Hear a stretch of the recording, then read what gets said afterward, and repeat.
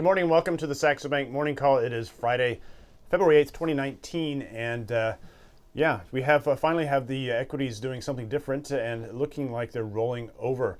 I would suggest a lot of that's on the back of some pretty negative comments on the prospects for this U.S.-China trade deal. Peter, what's your impression of the session yesterday?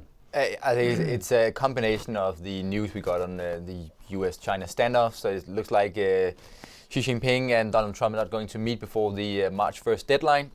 And then also a combination of bad macro numbers hitting the market. But if you look at the chart, we had U.S. technology stocks, but also other U.S. indices almost close to that 200-day moving average. We didn't even touch it, but it was just getting in proximity of that, and then we're now rolling over. And I think a lot of the bulls and gains that have been made over the past, I would say, five and a half weeks, I think will now be sort of taking home. I think we'll roll over, and we could be in for 1 or 2 weeks where we actually decline. Also pointing out the 200-day moving average on that S&P 500, so exactly. it was actually touched, and so. Obviously, when we get some retracement from a level like that, now we have a line in the sand. Now we know, okay, was this the top? And this is a very key level now from here to the upside if we do start to rally again. DAX futures as well, we rolled over a very bad session, I would say, relative to the recent price action. Very, very ugly. And you can see we have taken out 2 weeks of bars here. And if we trend lower today, I would not be surprised to see another ugly session. And overall, across equities, as you know that, John, I've said that I think we are in an environment where you need to play equities from the downside. I have been defensive and cautious all along, but still acknowledging the short-term momentum here. But I think really we're rolling over, and I would play it from the short side. We're also talking in recent days about other indicators. Where do we look for to suggest some kind of transition to risk off? And one of the key focal points I've had is the Treasury market. And we had some big auctions this week, a 3-year Tuesday, 10-year on Wednesday, and then yesterday's 30-year. The pattern basically strong, weak, and not really strong, but okay auction yesterday of the 30-year. And we're seeing those Treasuries rolling back to the upside, or yields rolling back lower, and a reasonable auction there. So I've got a chart here of that 30-year future. And right at that high that I've marked with the horizontal line, we did price on the contract wise, we did mark a slight new high, but that's right at the 3% yield level. So this is a really big level. I think if we're heading lower in yields, we've talked about with the Fed continuing to do a QT, that you cannot have U.S. Treasury futures or U.S. Treasuries going higher, yields going lower at the same time as equities are going higher. There's just not enough funds out there to both fund the U.S.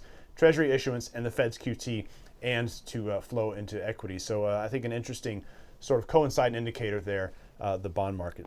Another coinciding indicator is oil.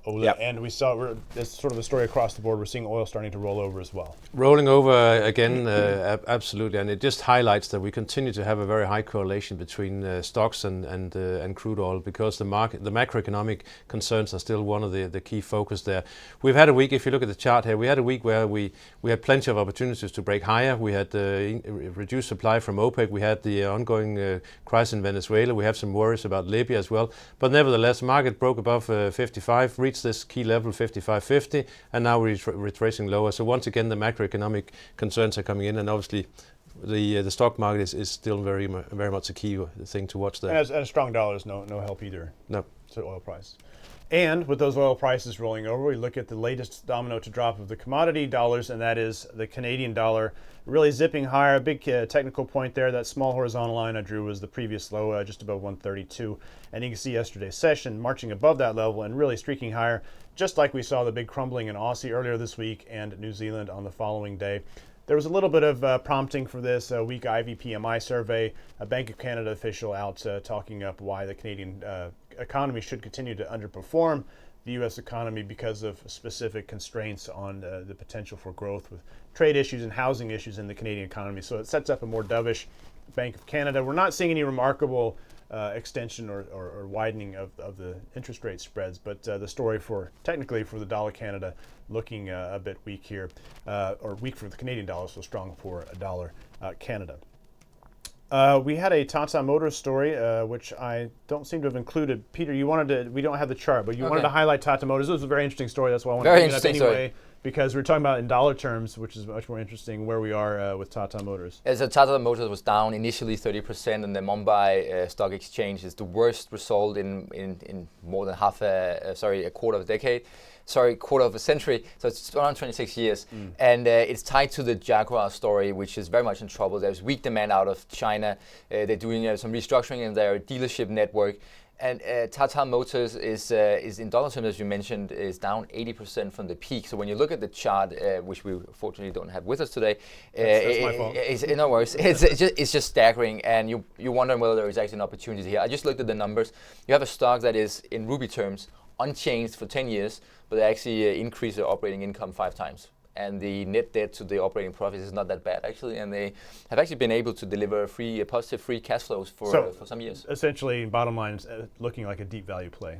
It looks very much like a deep value play. And if you believe in India as a growth story and that it will still buy cars, and keep in mind, the interesting thing with India is that it's a very closed market. Protectionist, so it's not like every other car company can come in and compete against Tata Motors. So it'd be the national champion from the government side. Exactly. Okay.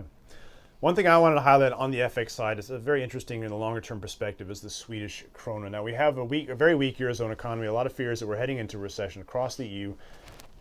Traditionally, the Swedish economy very leveraged to growth, the situation in Europe. And we have also locally in Sweden signs that the housing market is rolling over. We have negative rates. Yes, the Riksbank is trying to sound a more hawkish normalization message, but if the EU is heading into recession, how are we going to see the Riksbank really able to normalize? I have a chart here just showing a bit of perspective on the weekly on Euro Stocky. Getting towards those highs at 1050 now. The high weekly close was around 1060. We have the Riksbank next week. What is the message they're going to deliver? I don't really understand how they can continue to deliver a normalization message given the backdrop here. And the only reason they can stay on a hawkish beat is simply currency defense. And that's going to be a very tough message for the economy. Even more remarkable, if we look at dollar stocky here, I have, again, a weekly chart showing where we are. New highs. If we close here, we're actually clear of the highs since 2016. And those 2016 highs, in turn, are actually higher than they were in dollar stocky terms over the global financial crisis. So yes, the Swedish krona is very, very weak, but the market apparently is just running away from any Swedish assets, and a really ugly story there because, again, the only reason you're going to have hawkishness, we feel, from the central bank side is because we're worried about defense of the currency. I think weaker, in terms of popular terms, a weaker Swedish krona would not be something. But we have to remember that when the cycle turns again, Swedish krona, but also Swedish equities is typically one of the best performing assets because, as you say, it's so hypersensitive to growth, and they also have a pretty big exposure, Swedish industrials, to China and Asia growth. So you have to be, you can play it as one of the most interesting, I think, economies to trade, both from an equity and probably from a currency perspective. But also macro-wise, you've seen a big transition in the Swedish macro numbers. Current account surplus has gone down from, I think it was 8 to 10% current account surplus, massive current account surplus. One of these, classic export externally leveraged economies. It's down into the very low single digits now. So you don't have that kind of leverage externally that you used to have. So that could still be the case, of course, but the times have changed for the Swedish economy. Enough about Sweden. One last bit before we head to the calendar. We have grains, maybe reason to wake up there? Yeah, I think so. We haven't had any data for quite a while now in the U.S. grain market due to the U.S. government shutdown. We will receive a truckload of numbers today, late today. I think it's 5 o'clock GMT. As you can see on the chart here, both soybeans and wheat. We've been in a small uptrend here for the best part of this is going back all the way to last year.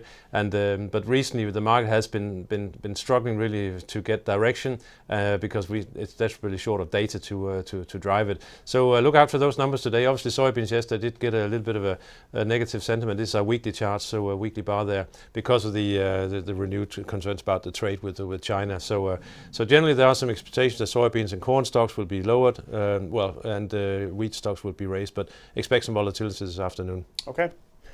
Now on to our macro calendar for today. Not so busy. We have that grain report that Ole mentioned up at 5 o'clock GMT. We have Canadian numbers today, so interesting in light of what happened yesterday in the Canadian dollar, whether we get an extension or whether there's some confusing strength in that data that we'll see some consolidation. We have liked Aussie CAD lower, but that hasn't performed well because of yesterday's drop in the Canadian dollar. As well, that trade deal news affecting Aussie almost more than any other single currency there out in Asia. Russian key rate announcement, not expecting anything there, but guidance could be interesting. And then if we could look at next week, Actually, I need to erase that. China markets closed. That was this week. They are open for business next week, so apologies for that. Quite a bit, though. Quite a bit on growth numbers out of UK, out of Japan, out of Europe and Germany throughout the week. And I would highlight the RBNZ for direction on Aussie Kiwi in particular, the most interesting cross there. Looking for that dovish tilt increasingly. He will also be out speaking to Parliament the following day. And again, as we talked about today, the Swedish Riksbank and how they're dealing with what looks like to be a cratering domestic housing bubble together with risks externally of a slowing Eurozone economy. That's it for today. Have a great weekend, and we'll be back next week with the Saxo Bank Morning Call. Thanks for joining.